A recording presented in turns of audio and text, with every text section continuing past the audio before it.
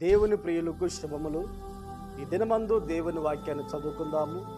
యోహాను సువార్త 14వ అధ్యాయము 27వ వాక్యాన్ని చదువుకున్నప్పుడు, శాంతి మీకు అనుగ్రహించి వెళుతున్నాను, నా శాంతినే మీకు అనుగ్రహించుచున్నాను. ప్రియ దేవుని బిడ్డలారా, ఈ దినాల్లో చాలామంది కూడా దేవుడిచ్చే ఆ ప్రశాంతత, మనశ్శాంతి లేకుండా బ్రతుకుతూ ఉన్నారు. కారణాలు ఏంటి అంటే, ఏదో ఒక సమస్యను బట్టి, ఏదో ఒక కారణాన్ని బట్టి కలవరాలు కుటుంబాల్లోనూ వ్యక్తిగత జీవితంలోనూ అనుభవిస్తూ ఉన్నారు. ఈ మాటలు వింటున్న నీకు కలిగిన పిల్లల భవిష్యత్తును బట్టి కలవరాలతో ఉన్నావా?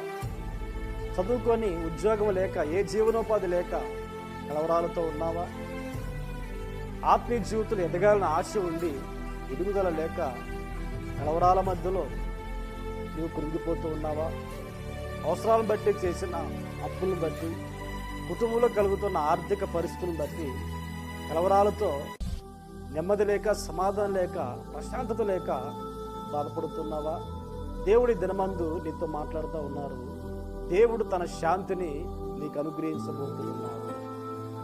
ఏ విషయంలో నెమ్మది లేదో, ఏ విషయంలో సమాధానం లేదో, ఏ విషయంలో నువ్వు కలవరాలతో కృంగిపోతూ ఉన్నావో, నువ్వు ఆయనకి చెప్పగలిగితే నీ సమస్యను తొలగించి సమాధానమును, ప్రశాంతతను దేవుడు నీకు అనుగ్రహించునుగాక.